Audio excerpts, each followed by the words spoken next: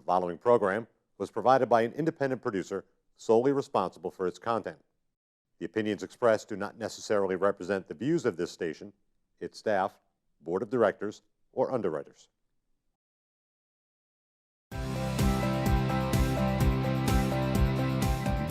Welcome to Fairy Tale Access, where the head fairy's quest is to prove that fairy tales do exist in actual time rather than once upon a time. Together, we will unravel the heroes, young and old, who turn dreams into reality. These are the people who still believe in happily ever after. The discoveries will bend even our most cynical non-believers into believing in fairy tales.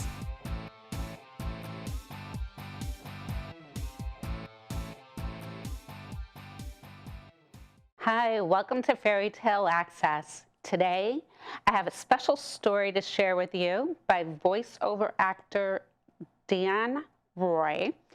The story is by author Vincent Spada, who wrote Said the Kitty to the Cat.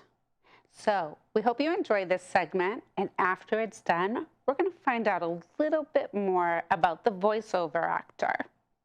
We'll see you soon. Said the Kitty to the Cat, written by Vincent Spada and illustrated by Steve Whitlow. On a couch was a cat, and with the cat was a kitty, so cute with a bow, sitting there looking pretty. On the couch was a box full of sweets, itty-bitty, still sealed. Oh no, what a shame, what a pity. Let's open them up, for they look so pretty, said the kitty to the cat, said the cat to the kitty.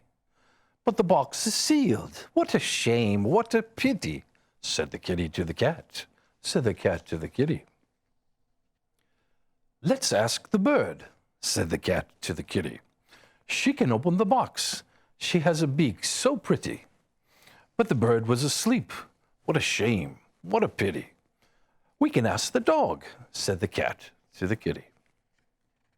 But the dog was outside. What a shame, what a pity, said the kitty to the cat, said the cat to the kitty.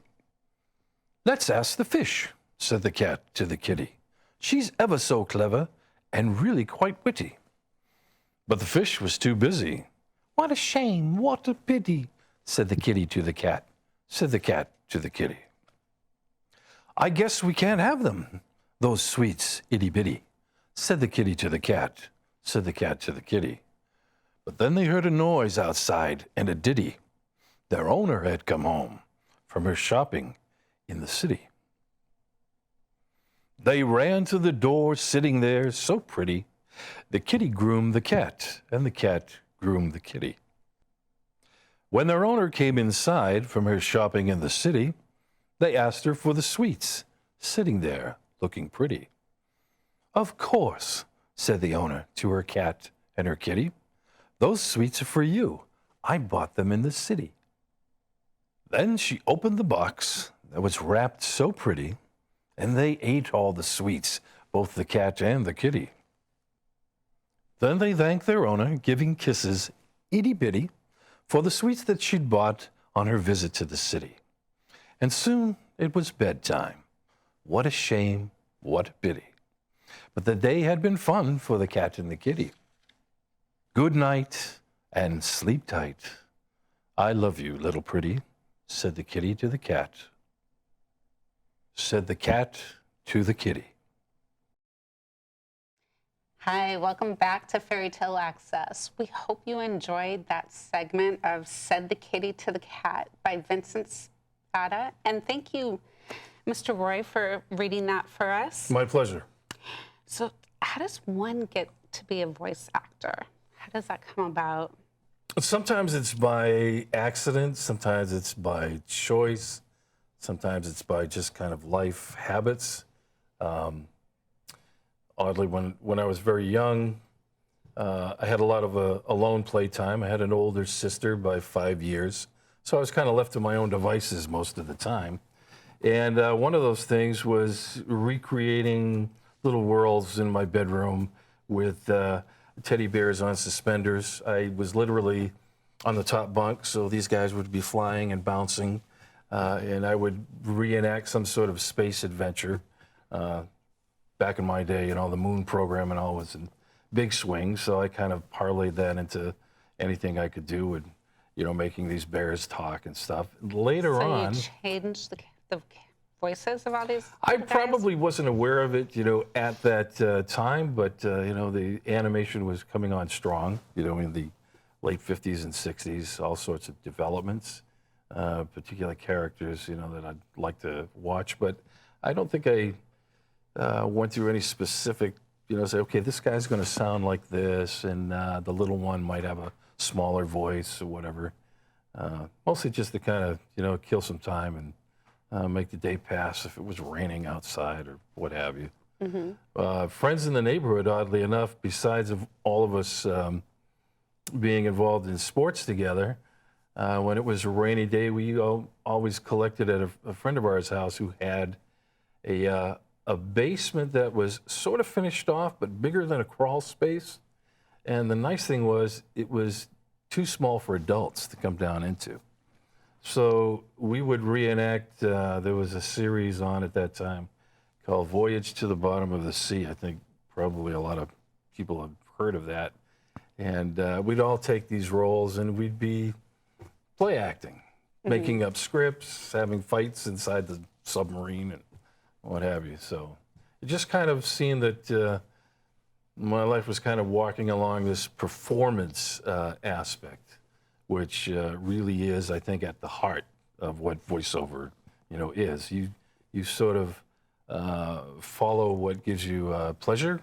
There's a definite reward with audience kickback and things of that sort, but that's kind of the way it goes in the voice acting area. Wow. And how do you change your voice to different characters? Do you practice Some of every it day? is, some of it's mimicry in hearing particular things. I don't particularly try to impersonate per se. I've done, with some CD and DVD help, learned various, dialects of sorts, British accents, dialects, just on the Isles alone, I mean, there's like a dozen different places. Very difficult to do. You have to be careful about what you pick, how you sound. If somebody's in your audience that's from that hometown, they're going to know it and they're going to pick it out and say, that's not quite right there, It hasn't got it quite right yet. And you'd say, that's not my section of the town. Everybody's familiar with possibly, My Fair Lady, the Cockney accent, very difficult to do. Physically, I think it's tiring as well, not only for the voice actor, but I think also for the listener to try to hear it, because it's very strange to most ears. So, What's your favorite accent to portray? I have a small project that I've had on the sideline that's kind of near and dear to me, which is more like, kind of Cajun, because my folks are French Canadian by heritage, and the Acadian exodus down to New Orleans. So there's a particular character who's an alligator, and he is trying to make up, some gumbo soup, and he is bothered by all these little critters around him. It's kind of French. It's almost rolls almost a little bit Russian. You could kind of get mixed up a little bit in that. And I have to think back to that lilting accent that my aunt had, for French Canadian. She would talk like this, and would have this one. She'd always end up with a upswing to the end of her sentences. Things are all sorts of things of that sort. How do you balance? People around you, I think, offer you the opportunity to hear sounds, because the voice is musical in essence. Absolutely. Well, how do you balance that? If you're working on a project where you're doing voiceovers, do you practice all day long on the people around you for days while you're taping? Might do that. In a kind of role reversal, my daughter was involved in a play where she was a Holocaust survivor and happened to be a Russian Polish. So we looked up that, we looked up the dialects, rewrote the text so that phonetically it would be laid out as to how you would say it, with a harder accent. And she did a wonderful job on it. So on my end, depending upon what the client wants for a particular spot or a role, yeah, I might go to Film Clip. YouTube and the web is just an incredible resource. And then, run it by a few people, mostly family members. Mm-hmm. I wouldn't stop somebody on the street, but I haven't got to that yet. That's good. What about, well, you did say the voice is an instrument. Mm-hmm. So would you say most voice actors are musically inclined, or are you musically inclined? I had a musical background in the sense of those same guys that I used to play Voyage to the Bottom of the Sea with. One of them was an orchestral guitarist, and I kind of cheated and took lessons off of him. Got interested in that guitar playing, and that's evolved to a point where I've done small places like 99 Restaurant, Ground Round. This is going back a few years. Soloist and singing and playing, finger style at the same time. So with chorus in high school, I've always used my voice in a musical manner. And it really is only in late adulthood that I actually got more heavily involved in plays, with speaking. Frankenstein, I played a role as Captain Walton, which was more like the narrator of the show, as the various other bit parts as well.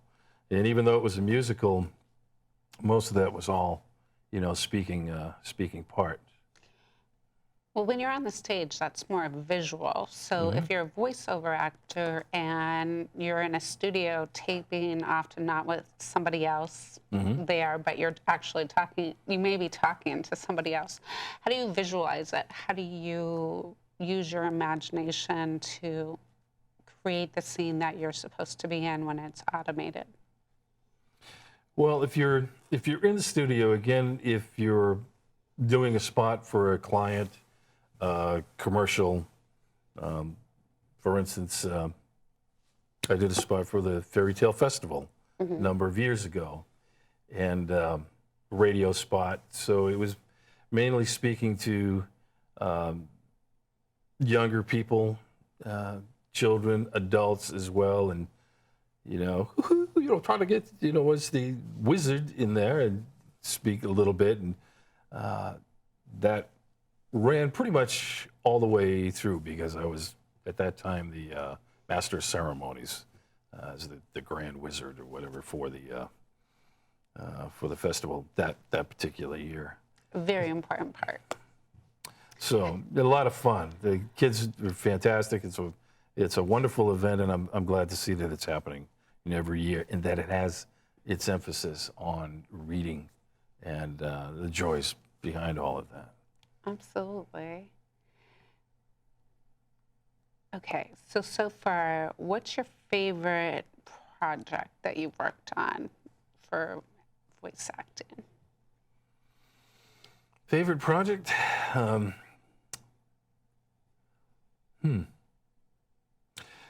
did a spot for Hewlett Packard, which was actually part of their podcast, trying to stir up excitement about, visiting the site, what was offered.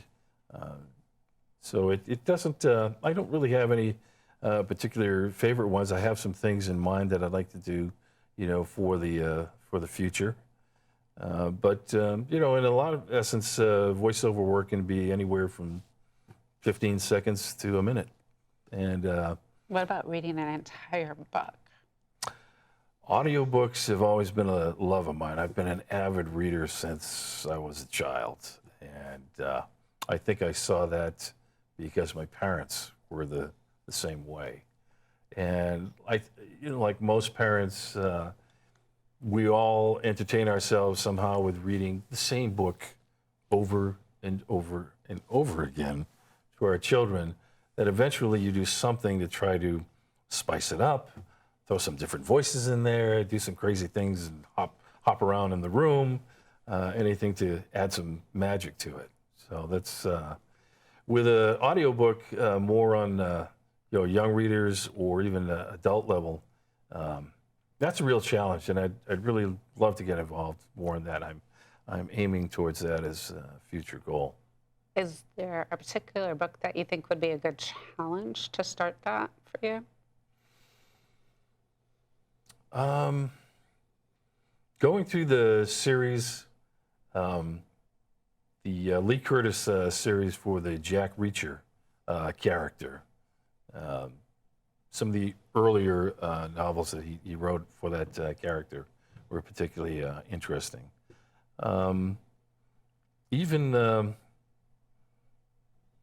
I even think back to just reading straight nonfiction.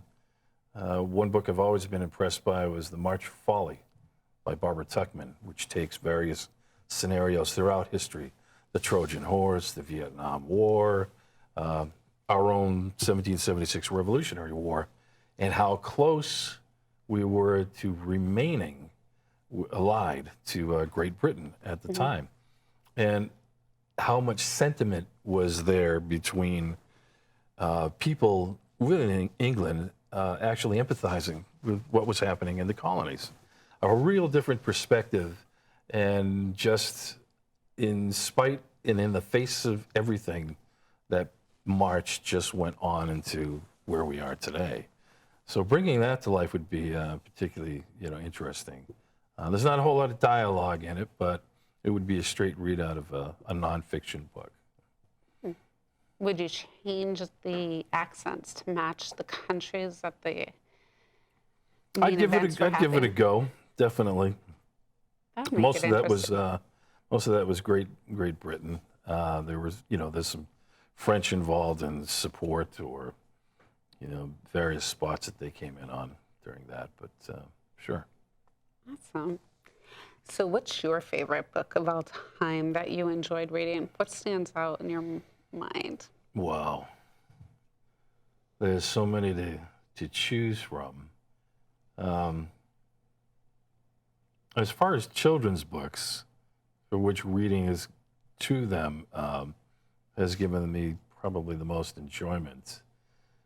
Two come to mind. Was one, Who Invited You, by Candace Fleming. And it's a story of a young girl, again, in the bayou, the Cajun country, and she's poling one of those flatboats through the swamp. And everywhere she goes, a new animal shows up and jumps on board because there's a gator cruising the swamp. And that was particularly challenging because it ends up with a dozen different animals on the boat. And when you're doing it in front of the children, which I did at Barnes & Noble in Manchester, you have to come up with a new voice for every little animal. And it's easier. Sometimes it's a little tiny chipmunk, he comes on board, hey, take me out, And then it's, Spock, it's a big stork or something like that, it's coming on board. You have this tall heron, and then there's a beaver, of course, being the symbol of Canada, would probably have a French accent, take me on, or you might even have a little bit of Cajun. So I would have to not only do it, but remember it, because oftentimes in that 1 hour that I had with reading with these kids, all these different books, it would be requested. So I'd have to say, oh God, what did I do for that blue heron? What was the skunk's voice like at that time? I almost had to take notes with this thing. The other one that was beautifully illustrated is the Legend of John Henry, who, as the legend goes, swung his hammer to beat the steel rail machine that was laying down railroad ties and tracks, and how he cuts through the mountain, and he beats it by a fraction, but he dies of a broken heart, at the end.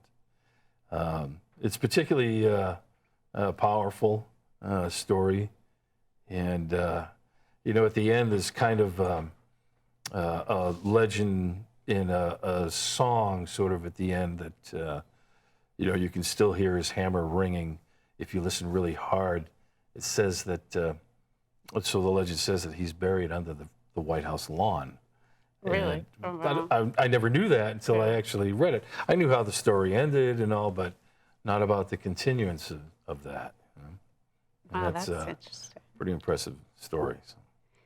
Oh, so it must have been exciting working with kids, reading Oh, stories it's a to them. gas, just a gas. It was pajama time with Dan at Barnes & Noble. I was an employee there working evenings in the children's book section. It's funny because nobody really wanted to work the children's book section. And I found it to be just visually in variety the most exciting, humorous, good lessons, good life lessons that were all these fine writers and illustrators were putting out there. And there's just a myriad of choices where things could either just make you laugh out loud or literally bring you to tears. So I would pick a variety of things that would start with, kind of an opening thing, and might end up with something like said the kitty to the cat, said the cat to the kitty, something even to kind of send them off, because they'd all be lined up, all around various ages from, 3 to 7. More than 3/4 of them already in their PJs ready to go. So it's always good to kind of send them off with a nice nighttime story to Absolutely. bring the energy level down. Parents appreciate that. They do. They do. Well, that's fantastic. So, any suggestions for the young person that's thinking about becoming a voice actor? Do they have to have a particular kind of voice? Well, it's not in particular. I think it's depending upon what the project is, who's looking for it. I would say, by all means, exercise the voice in the sense of being involved in school plays. There are things like Storytelling. storytelling. There's a storytelling guild that meets in Bow, I think, New Hampshire, the second Tuesday of every month. There's one out on the seacoast. There are people out, you can watch it and learn from that. YouTube is just filled with sorts of clips for everybody who can recite things. It escapes me now that the big outfit, that big organization that does public speaking is, who are they? I'll have to look it up and give them a link. Too much dead air there. Hey, there is. There's so much data on the net. Oh yeah, there's a ton of things you can look up in. Right. Well, thank you so much for the information and coming in today to share what you do with our audience. Terrific. We appreciate it. And until next time, keep asking questions. The answers are out there. We'll see you soon.